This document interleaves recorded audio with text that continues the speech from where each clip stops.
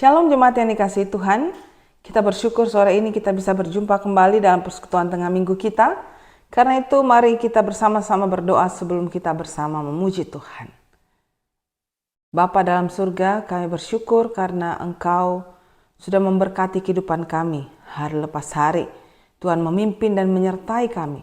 Dan sore ini Tuhan bersama-sama kami ingin bersekutu sekalipun di rumah masing-masing. Kiranya hati kami sungguh tertuju kepada Tuhan untuk memuji dan memuliakan nama Tuhan. Terpuji nama Tuhan, dalam nama Tuhan Yesus kami berdoa. Amin. Saudara, setiap orang perlu harapan dalam kehidupannya. Orang yang hidup tanpa harapan seperti orang yang berjalan tanpa arah, tanpa tujuan yang jelas dalam hidupnya. Karena itu kita perlu harapan yang pasti dalam hidup kita. Sayangnya di dunia ini banyak orang yang menawarkan harapan palsu, saudara. Harapan yang mengecewakan ujung-ujungnya. Hanya satu harapan dalam hidup kita, yaitu Tuhan Yesus sendiri. Yesus Kristus yang memberikan kita jaminan di dunia ini dan dalam kekekalan nanti. Karena itu mari kita memuji nama Tuhan, mengatakan Engkaulah harapan dalam hidupku.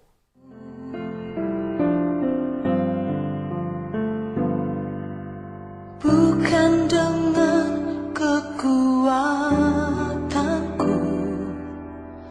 ku dapat jalani hidupku, tanpa Tuhan yang di sampingku ku tak mampu sendiri.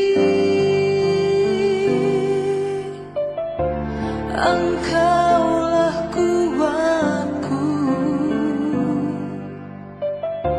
yang menopangku, ku pandang wajah-Mu dan berseru, pertolonganku datang dari-Mu. Peganglah tanganku, jangan lepaskan, Kaulah harapan dalam hidupku.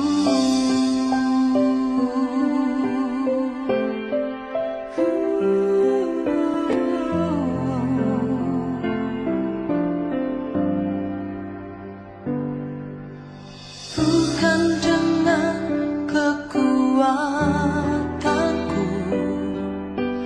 ku dapat jalani hidupku, tanpa Tuhan yang di sampingku ku tak mampu sendiri. Engkaulah kuatku yang menopangku, ku pandang wajah-Mu dan berseru, pertolonganku datang dari-Mu. Peganglah tanganku, jangan lepaskan,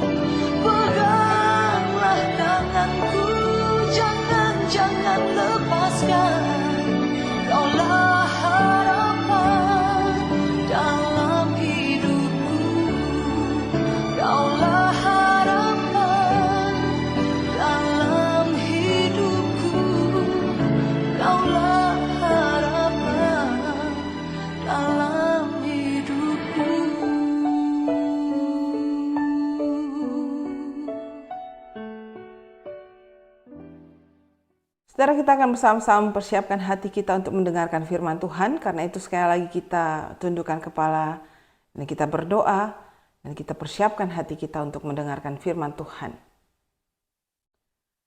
Bapa dalam surga, kami bersyukur karena Engkau memberikan kami waktu untuk bersama-sama berdiam diri dalam waktu ini, mendengarkan firman Tuhan.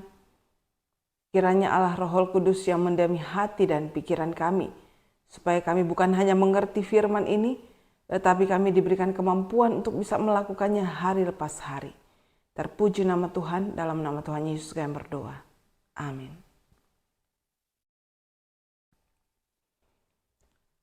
Saudara dikasihi Tuhan, mari kita bersama-sama membuka bagian firman Tuhan kita dari Lukas pasal yang ke-17.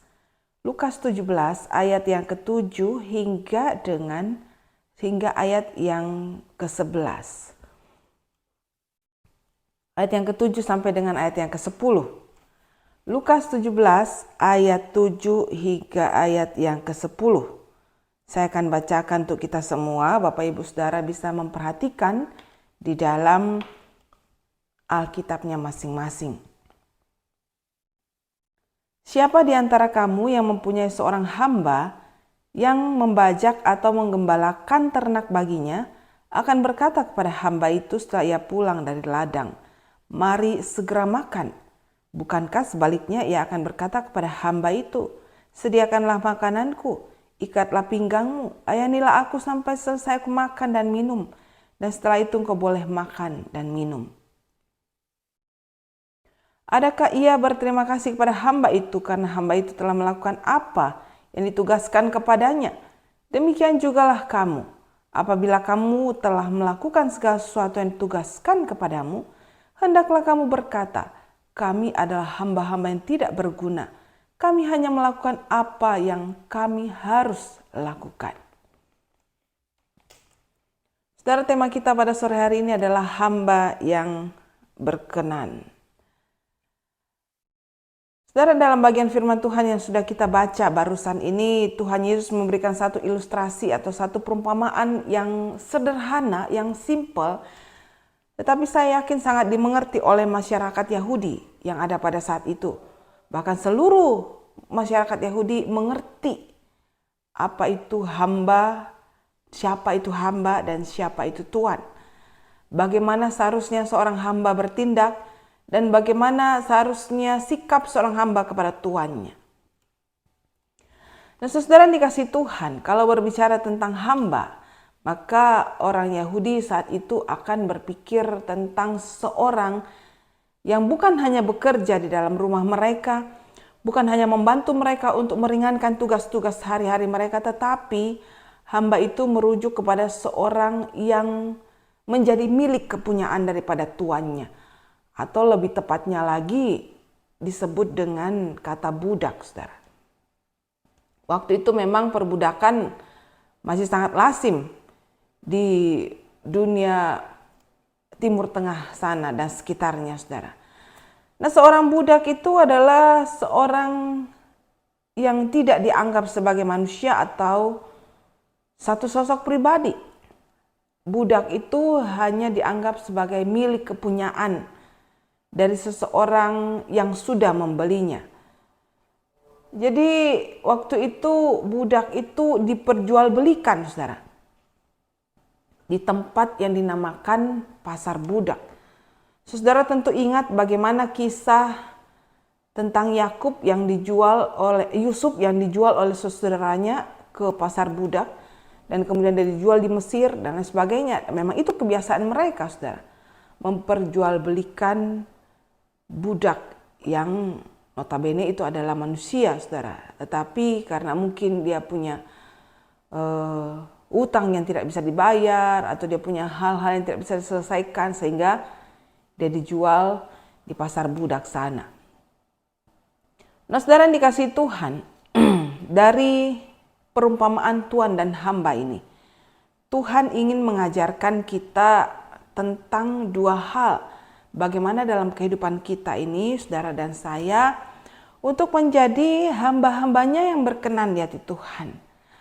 Pastinya setiap orang yang percaya kepada Tuhan harus memiliki satu konsep hamba yang berkenan. Karena suka atau tidak suka, mau atau tidak mau, kita yang mengaku percaya kepada Tuhan sejatinya hanyalah seorang hamba. Ada dua hal yang mau kita pelajari untuk hidup sebagai hamba yang berkenan di hati Tuhan. Yang pertama, hamba itu adalah seorang yang harusnya tahu diri, saudara. Tahu diri. Dia tahu posisinya, dia tahu siapa dirinya, dan dia tahu untuk menempatkan dirinya di mana seharusnya dia berada. Saudara, tadi saya sudah jelaskan bagaimana budak itu menjadi milik kepunyaan tuannya, saudara. Jadi budak itu tidak punya hak termasuk atas dirinya sendiri. Apalagi hak untuk menuntut sesuatu kepada tuannya. Budak itu adalah milik kepunyaan tuannya. Dia akan beralih menjadi milik kepunyaan tuan lain jika satu tuan itu membelinya dengan harga yang sudah ditetapkan, saudara. Saya katakan kita adalah seorang hamba, atau mungkin lebih tepatnya seorang budak. Karena semua manusia yang lahir di dunia ini adalah orang-orang yang terikat kepada sesuatu. Apa yang mengikat kita itu, saudara? Tidak lain adalah dosa yang sudah diwariskan oleh kakek nenek kita, nenek moyang kita sejak Adam dan Hawa jatuh dalam dosa. Jadi waktu saudara dan saya lahir ke dalam dunia ini, kita sudah dapat satu title yang sudah melekat pada diri kita, yaitu kita ini budaknya dosa, saudara. Kalau kita budak dosa, berarti keinginan-keinginan kita itu terikat kepada dosa itu.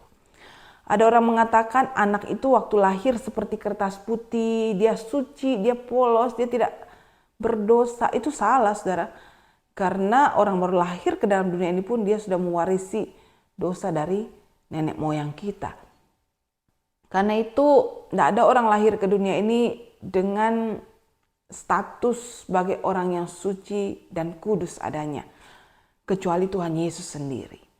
Nah, saudara, waktu kita menjadi budak dosa, seorang hamba itu fokusnya itu adalah tuannya.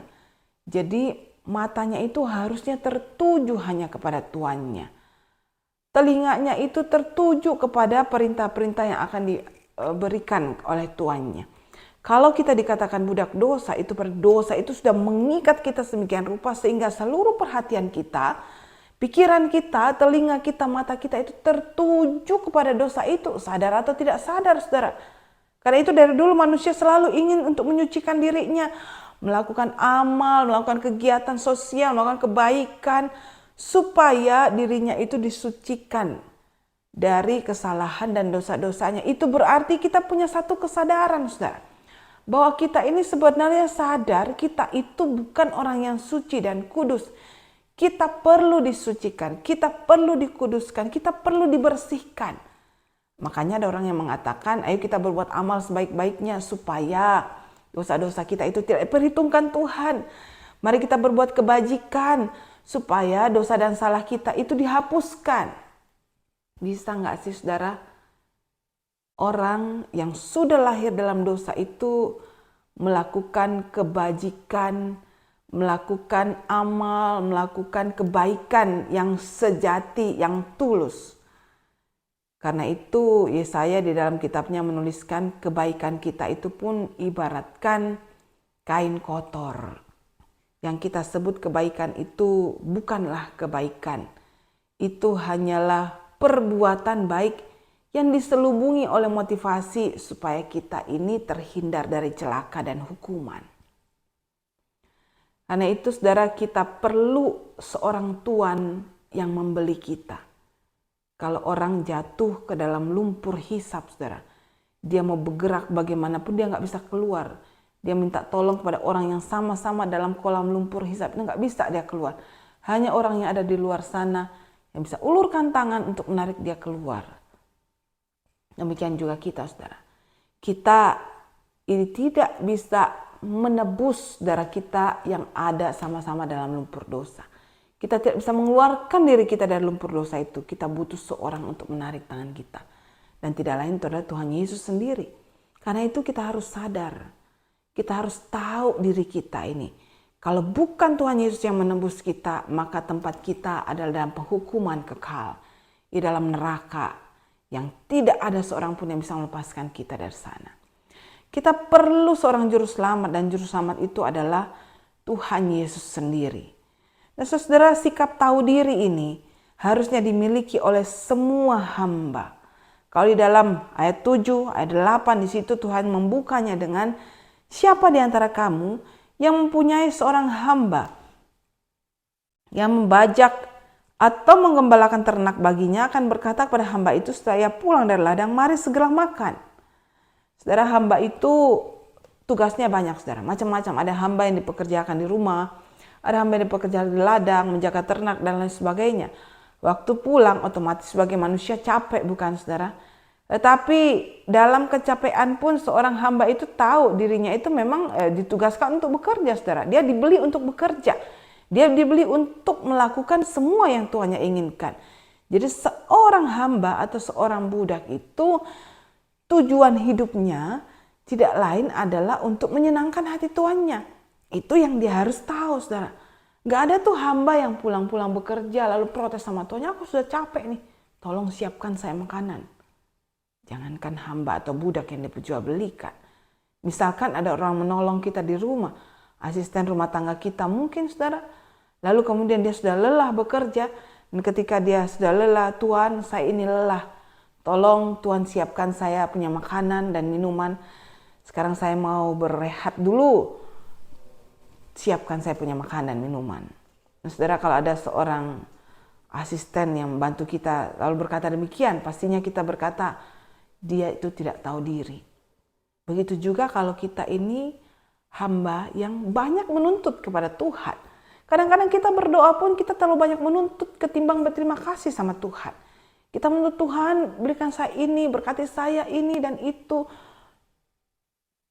Berikan saya ini dan itu, tidak salah kita mohon berkat Tuhan. Tapi kalau kita meminta dan meminta terus tanpa kita lupa untuk bersyukur, mungkin kita harus berdiam diri dan mengkoreksi diri kita, apakah kita hamba yang sudah tahu diri atau belum. Hamba yang tahu diri itu, dia tahu dirinya itu menjadi milik kepunyaan Tuhan. Bukan dengan bayaran yang murah, bukan dengan barang yang fana, tetapi dengan bayaran yang sangat mahal, yaitu darah Yesus Kristus sendiri. Ya, ketika Tuhan menebus kita dari perbudakan dosa itu, ada perpindahan status. Dulunya kita budak dosa, sekarang Tuhan pindahkan kita menjadi budaknya Tuhan, hambanya Tuhan. Makanya Rasul Paulus selalu berkata, aku ini hamba Tuhan. Harusnya aku meneladani Kristus sebagai penebusku. Kita pun harusnya berkata seperti Paulus, aku ini hanya hamba Tuhan. Harusnya hanya menyenangkan hati Tuhan, meneladani Tuhan, melakukan apa yang Tuhan inginkan. Kalau kita tahu diri, kita tahu berterima kasih, kita tahu bersyukur atas yang kita miliki. Orang yang tidak tahu diri selalu menuntut, orang yang tidak tahu diri, dia selalu merasa dirinya tidak puas dengan apa yang dia miliki. Tapi kalau dia tahu diri, saudara, dia bisa bersyukur atas apa yang dia miliki. Dia bisa bersyukur kepada Tuhan atas apa yang Tuhan berikan kepadanya. Dan dia bisa bertanggung jawab atas apa yang Tuhan percayakan kepadanya. Yang kedua, saudara, seorang hamba itu tidak mengharapkan pujian di dalam hidupnya. Nah, saudara, kalau hamba itu adalah milik kepunyaan, berarti seorang tuan itu zaman dulu itu, saudara, waktu masih zaman perbudakan, berkuasa penuh atas hidup hambanya. Bahkan seorang tuan bebas melakukan apapun, menyuruh apapun untuk dilakukan oleh hamba-hambanya atau budaknya. Bekerja di ladang kah, bekerja di rumah kah, bahkan di dalam satu sejarah yang diceritakan oleh sejarawan Israel sana, saudara. Seorang tuan ketika dia tidak senang dengan hambanya dan dia tidak sengaja atau sengaja membunuh hambanya, dia tidak akan dikenakan sanksi atau hukuman. Sebegitu tidak berharganya hamba zaman dulu itu, saudara. Jadi berarti seorang hamba itu dia bekerja dan bekerja dan bekerja untuk menyenangkan hati tuannya, dan dia tidak mendapatkan sepeser pun dari tuannya. Berbeda dengan pelayan yang bekerja, saudara. Kalau pelayan, zaman itu memang juga ada pelayan, saudara, bekerja di toko tuannya, membantu tuannya mungkin, dia dapatkan upah, a servant. Tapi kalau doulos atau budak atau hamba itu, ketika dia bekerja, dia tidak dapat upah. Dan dia tidak berhak untuk menuntut upahnya. Karena itu Tuhan melanjutkan di dalam ayat selanjutnya, saudara. Dikatakan, bukankah sebaliknya ia atau Tuhan itu akan berkata kepada hamba itu, sediakanlah makananku, ikat pinggangmu, layani aku sampai selesai aku makan dan minum. Sesudah itu engkau boleh makan dan minum. Adakah ia berterima kasih kepada hamba itu karena hamba itu telah melakukan apa yang ditugaskan kepadanya? Demikian jugalah kamu. Apabila kamu telah melakukan segala sesuatu yang ditugaskan kepadamu, hendaklah kamu berkata, kami adalah hamba-hamba yang tidak berguna. Kami hanya melakukan apa yang harus kami lakukan. Tuhan mau berbicara tentang pelayanan. Sebagai hamba Tuhan, orang-orang yang sudah tebus Tuhan, maka kita tidak bisa hanya berdiam diri, hanya bersyukur berterima kasih karena Tuhan sudah menolong kita, menebus kita.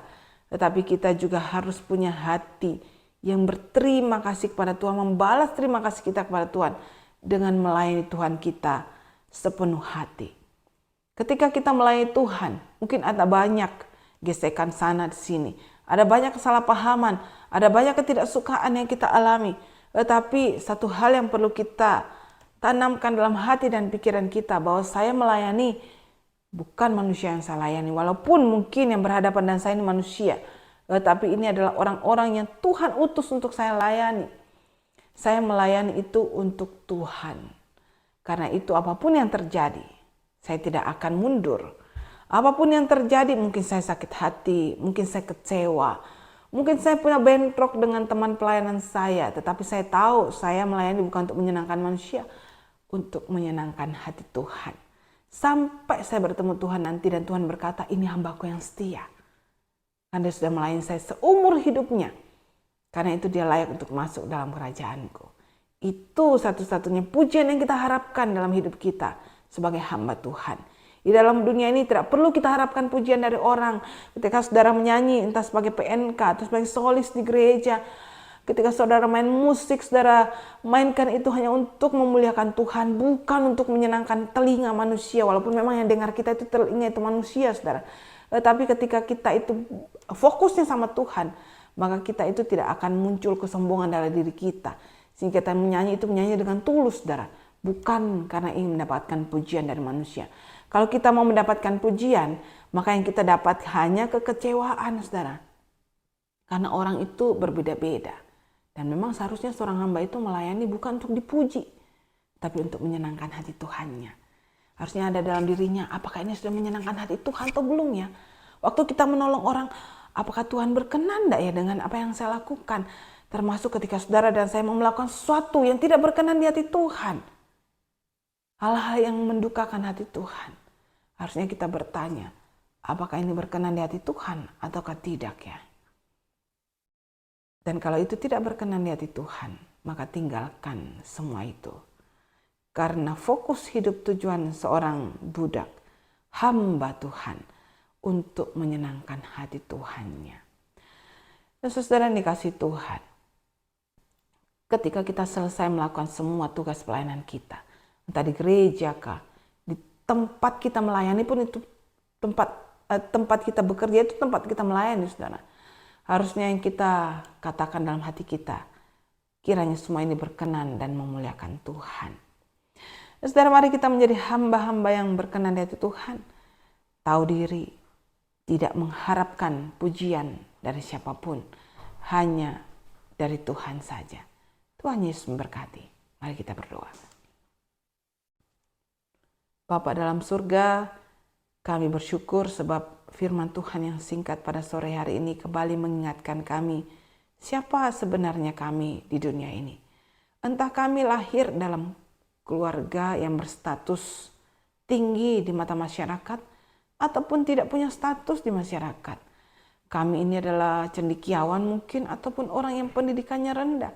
Tapi di mata Tuhan kami hanyalah seorang hamba yang perlu ditebus daripada dunia perbudakan kami yang selama ini mengikat kami. Kami bersyukur karena Tuhan Yesus mau menebus kami dengan darah Tuhan yang mulia dan suci kudus adanya. Kiranya penebusan Tuhan ini sungguh-sungguh kami maknai dengan hidup berkenan di hati Tuhan.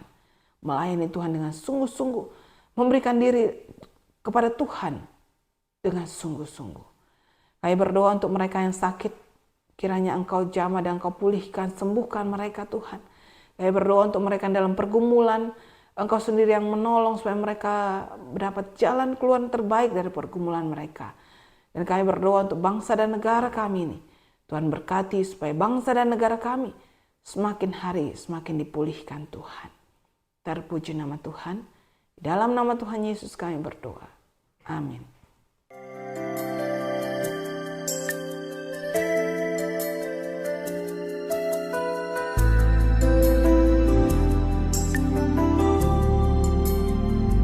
Selidiki aku, lihat hatiku, apakah ku sungguh mengasihimu, Yesus, Kau yang Maha Tahu dan menilai hidupku, tak ada yang tersembunyi bagimu.